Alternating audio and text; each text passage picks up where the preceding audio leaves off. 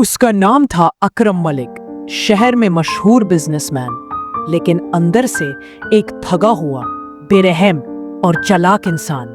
हर deal में उसका एक ही निजाम होता था, दूसरे का हक छीन लो और अपना महल बना लो। वो कहता था, जितना समुंदर से ले सको ले लो, कोई अल्लाह वकाई देख रहा है क्या। मोहल्ले में एक और इंसान रहता था, यासिर। मसरूफ जिंदगी, छोटी दुकान, हलवा पूरी और चाय। वो सबसे हल्का बोलता, सबकी मदद करता।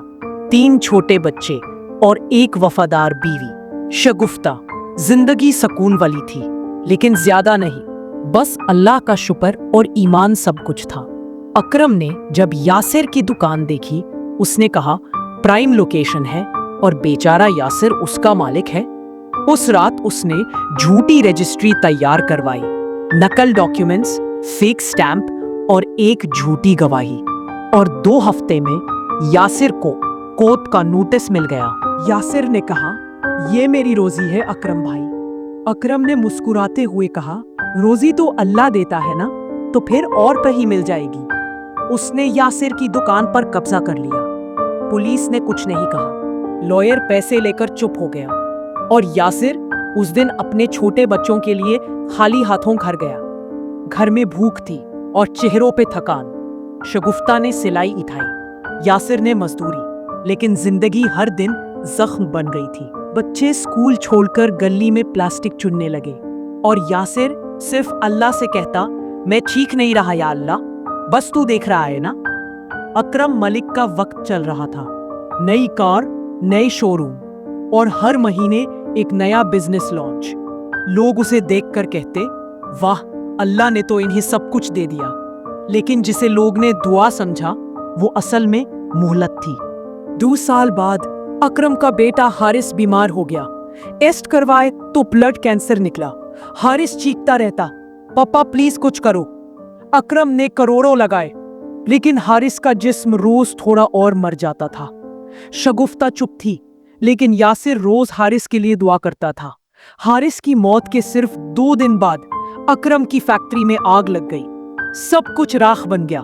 सीसीटीवी चेक किया, रीजन समझ नहीं आया। इंश्योरेंस भी रिजेक्ट हो गया। वो जगह जहां लोगों का पैसा मारा गया था, आज अल्लाह ने उस जगह को खाली कर दिया था। लोन का प्रेशर, बैंक ने घर जब्त कर लिया। वही घर जहां अकरम के 4 सर्वेंट्स थे, आज वही घर किसी और के नाम था। मोहल्ले के लोग अब अकरम से मिलने नहीं आते। जिन लोगों ने कभी उसकी कार का डोर खोला था, अब उसे देखकर रास्ता बदल लेते। अकरम ने कभी मस्जिद का रास्ता नहीं देखा था। आज वो मस्जिद के सहन में बैठा था, लेकिन कोई उससे सलाम तक नहीं करता। वो कहता, मैंने क्या गलती की थी, लेकिन जवाब उसके अंदर से आता, सब कुछ छीना जिसे अल्लाह ने रोजी दी थी। आखिर एक दिन अकरम मलिक की मौत हो गई।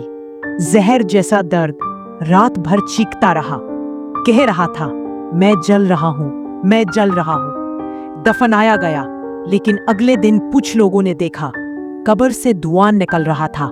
जमीन गर्म थी और हवा में अजीब खामोशी। मुझे एक दिन पता चला कि अकरम इस दुनिया से चला गया।